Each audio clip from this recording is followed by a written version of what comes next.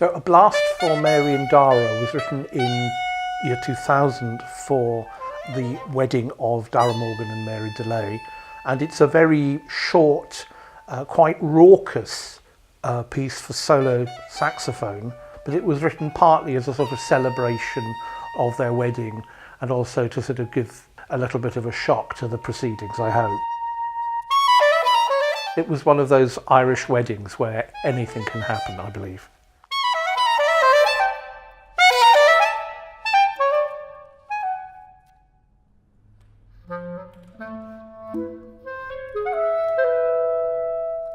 The 10 little birthday greetings for Robin Holloway's 70th birthday, as the title suggests, were written as a gift for a much admired colleague and composer. They come as from a period a few years ago when I was obsessed with the idea of writing in two parts. I like to work with very small forces and sculpt those sounds into something satisfying.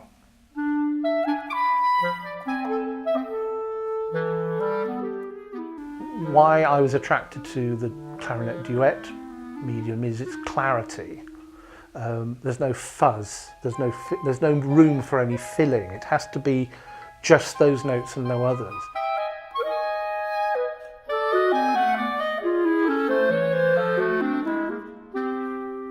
The source of why pieces get written is often quite mysterious. It's a sense of there's a blank canvas that needs to be filled.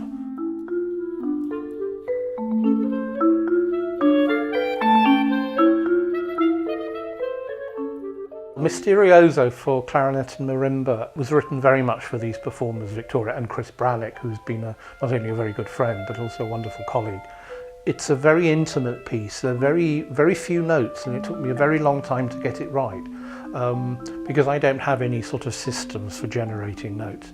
It's a very long process, very mysterious.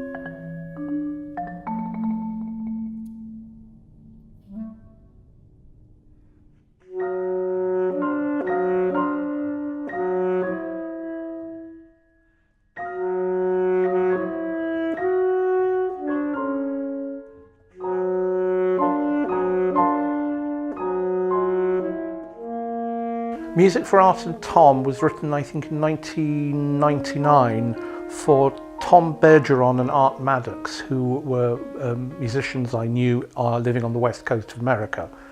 And it was just a piece I wrote with a sort of jazz blues influence, a single movement. I suppose inevitably the jazz influence mainly comes out in the last movement, which is a very tonal blues. It just seemed the right thing to do.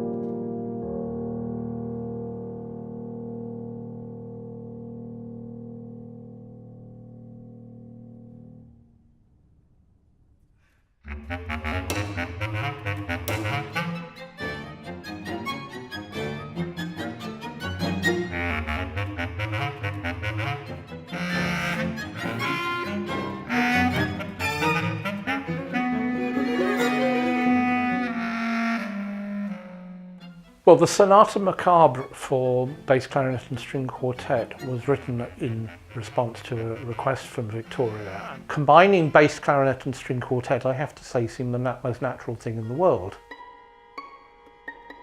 I think it's music which does require listening, but I hope will be rewarding at the same time.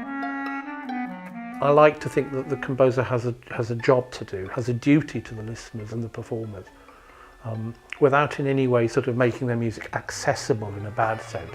In a good sense, I think accessibility is wonderful. It means that you're communicating to as wide a range as possible.